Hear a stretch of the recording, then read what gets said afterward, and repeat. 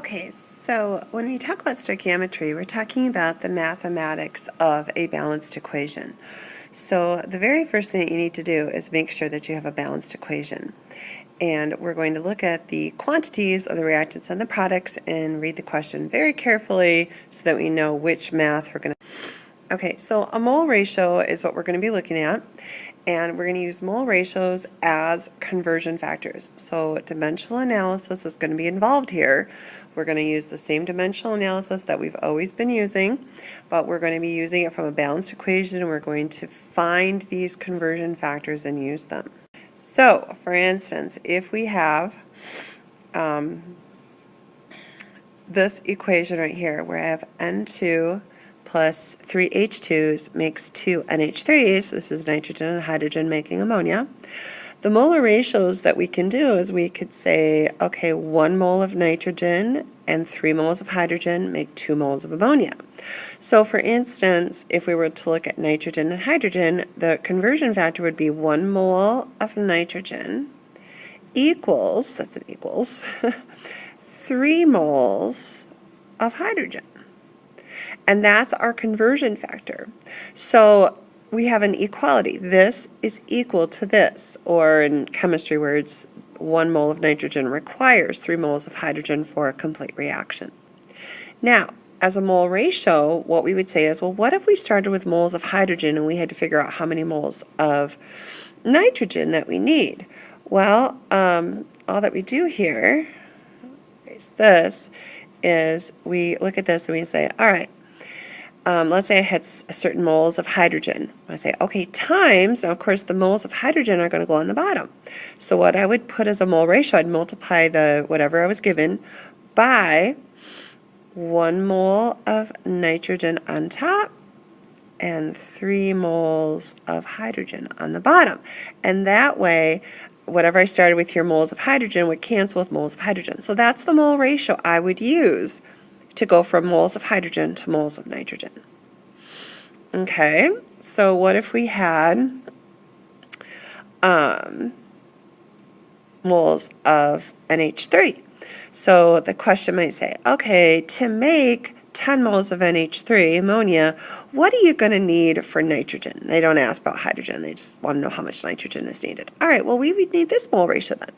We would write down moles of NH3 that we started with, and then, we would do the little box thing, and we'd say, all right, I'm going to start here with moles of NH3. So how am I going to do this? I'm going to put 2 moles of NH3 down here from that 2, and nitrogen is 1 mole of nitrogen. I need 1 mole of nitrogen. And then moles of NH3 would cancel. So that's the mole ratio that you would use for that. Okay, so you kind of get the point here. So if I had started with moles of NH3 and wondered how many moles of H2, what really is happening here is I am asking for moles of hydrogen and starting with NH3. I'd say, well, given that we're going to try to make 10 moles of NH3, how much H2 would we need? Well, I'd write the moles of NH3, and then a little box here, and I'd say 2 moles NH3, and so it would cancel with what I had up here, and I'm going to need 3 moles of hydrogen, and those are from. Okay, so really just think about these as equalities. It's no different than 12 inches is a foot. I would say for this, I'd say 2 moles of NH3 equals 3 moles of H2. And from that, I would create my molar ratio. Okay, so here, a mole ratio here would be 8 moles of H2 over 8 moles of H2S. Here it would be 8 moles of H2 over 1 mole of S8. Here it would be 8 moles of H2S over 1 mole of S8. And again, that depends what you're starting with, what you want to have cancel, what you want to end with. So just looking at a real equation here and a real question, what is the mole ratio for moles of lithium nitrate to moles of lithium sulfate? Well, moles of lithium nitrate, there's 4 moles of lithium nitrate, and lithium sulfate, there's 2 moles of lithium sulfate. That would be the mole ratio. And that would be to get from moles of lithium sulfate to nitrate. So the moles of lithium nitrate would cancel. So let's go ahead and do this one. If I had 0.750 moles of lithium sulfate, and I need to know how many moles of lithium nitrate, here's what I would do. I would use this mole ratio. I'd say 2 moles of lithium sulfate, and that comes from the balanced equation, is going to require 4 moles of lithium nitrate. So that would cancel. I go 0.75 times 4 divided by 2, and I would get 1.5 moles of lithium nitrate required. All right, oops, I don't think I can go back and do that other one. But if you do the one that I just skipped over, it said how many moles of lead-4 nitrate can be made from 12.5 moles of lithium nitrate. What you're going to want to do is start with 12.5 moles of lithium nitrate, do the little box thing. On top, you're going to put 1 mole of PbNO3,4, and on the bottom, you'd put 4 moles of lithium nitrate so that the moles of lithium nitrate can cancel. So you end up going 12.5 divided by 4, you'd get 3.125 moles of PbNO3,4 required. All right, so we have this reaction here where I have 2 moles of sodium reacting with 2 moles of water to make 2 moles of sodium hydroxide and 1 mole of hydrogen. That would be the balanced equation. Now, this is going to be a gram to gram, so this is going to be a little bit trickier, but here's what we're going to do. First step, you got to have moles. So what we're going to do here is we're going to take that 20 grams of sodium metal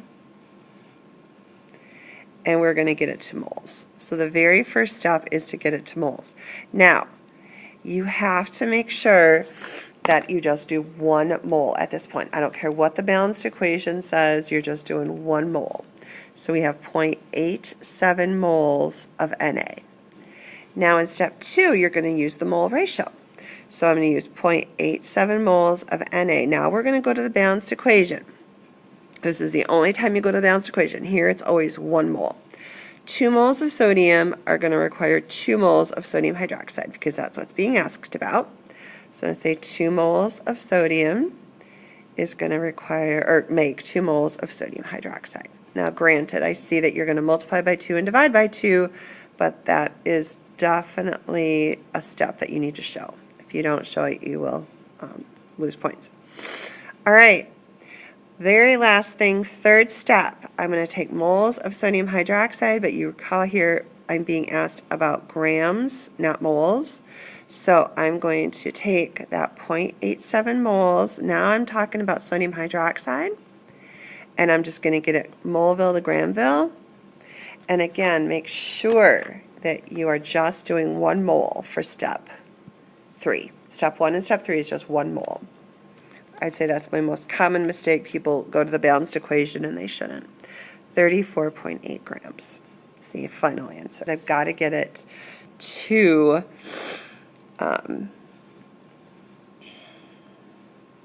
grams to moles, do the mole to mole ratio, and then I have to do it back to grams.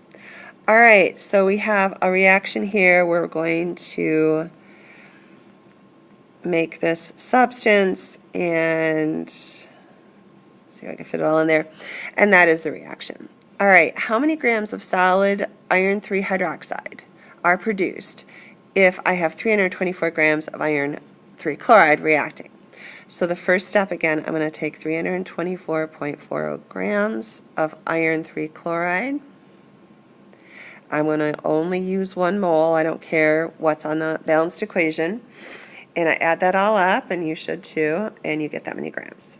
So I am going to take 324.4 divide by 162.2, and we actually see we have exactly 2 moles of FeCl3. All right, beautiful. Step 2 is where you go to the balanced equation and you use your mole to mole ratio. And it looks like 1 mole of this is going to make 1 mole of that, so that's pretty simple. And just make sure you show your work. It's super important you show your work. You're going from moles of FeCl3 to moles of FeOH3. So even though, as you see, it's a 1-to-1 ratio, you're going to get 2 moles of FeOH3. It's important to show that transition. And then the third step, you just get it back to grams. So 2 moles of FeOH3, you got to figure out what that whole thing weighs. 1 mole of it, it doesn't matter what the balanced equation says, even if it had a 5 in front of it, doesn't matter. It's steps 1 and step 3, it's always 1 mole. And we're going to end up with 214 grams of FeOH3.